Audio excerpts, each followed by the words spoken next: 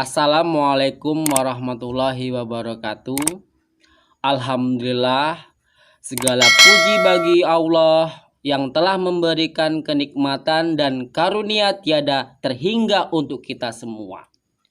Nikmat sehat, nikmat lapang, sampai nikmat iman dan Islam, nikmat yang tiada tara nilainya. Semoga kita semua mendapatkan hidayah dari Allah Subhanahu wa Ta'ala, sehingga kita bisa bersyukur atas semua nikmat yang Allah berikan kepada kita semua.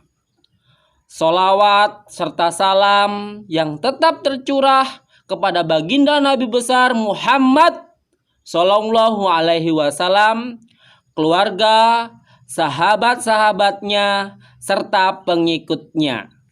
Kali ini materi singkat yang saya akan sampaikan yaitu tentang iman kepada Rasul-Rasul Allah.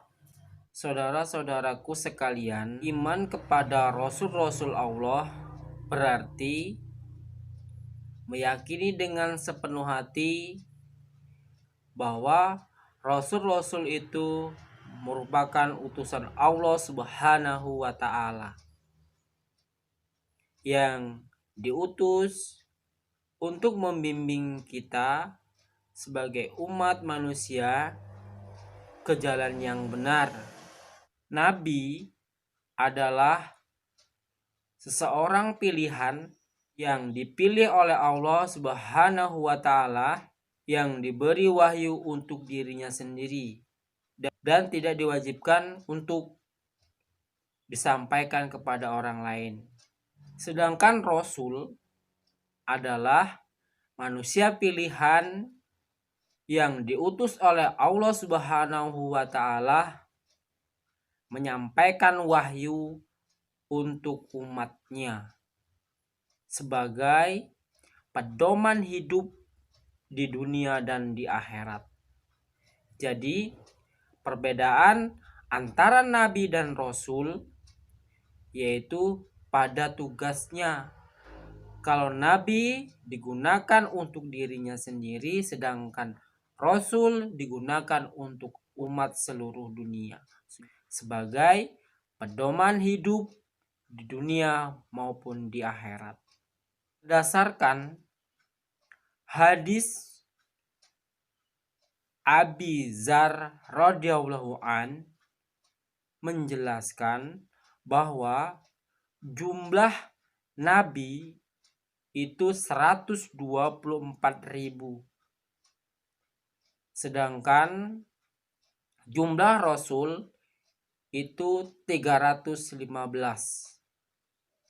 Sementara At-Tirmidzi menjelaskan dalam hadisnya, sewaktu Rasulullah Shallallahu Alaihi Wasallam ditanya berapa jumlah nabi dan rasul, beliau menjawab, jumlah nabi 124.000,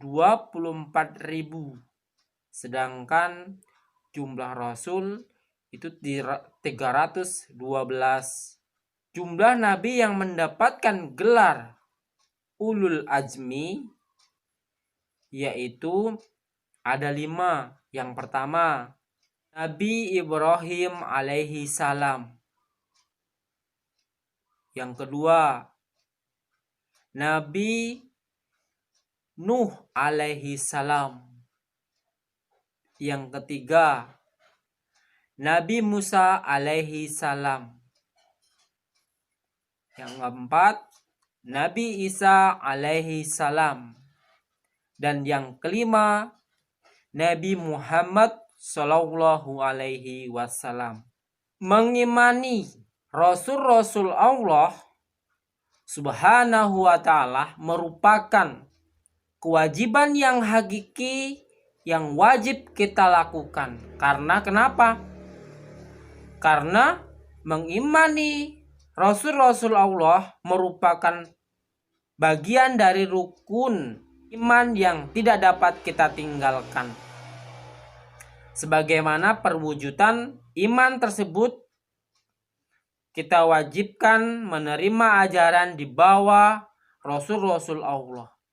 Perintah Allah beriman kepada Rasul-Rasul Allah Subhanahu wa Ta'ala terdapat dalam surat An-Nisa ayat 136 yang berbunyi, A'udzu billahi minasy syaithanir rajim.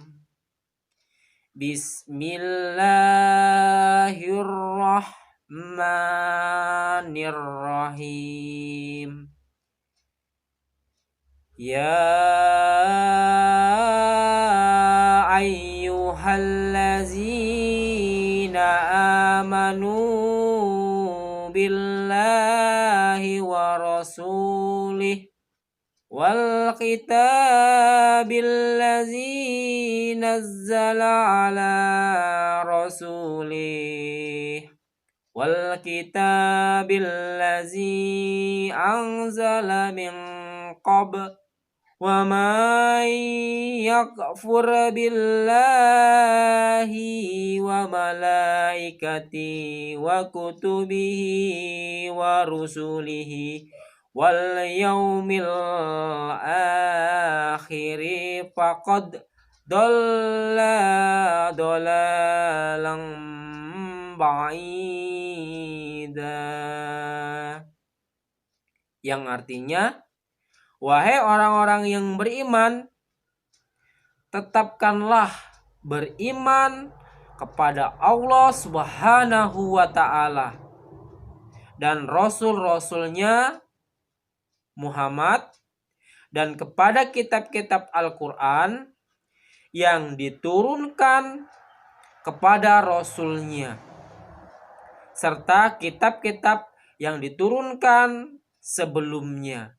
Barang siapa yang ingkar kepada Allah Subhanahu wa Ta'ala, malaikat-malaikatnya, kitab-kitabnya, rasul-rasulnya, dan hari kemudian serta qada dan qadar, maka sungguh orang itu telah tersesat sangat jauh. Quran surat An-Nisa ayat 136. Jadi kalau kamu tidak mengimani Allah Subhanahu wa Ta'ala, tidak mengimani malaikat-malaikat Allah, tidak mengimani nabi-nabi Allah dan rasul-rasul Allah, tidak mengimani kitab-kitab Allah, dan tidak mengimani hari akhir serta qada dan qadar, maka kamu merupakan orang yang paling tersesat sangat jauh. Mulai sekarang, tumbuhkanlah rasa keimananmu kepada hal-hal tersebut agar kamu berjalan ke jalan yang benar.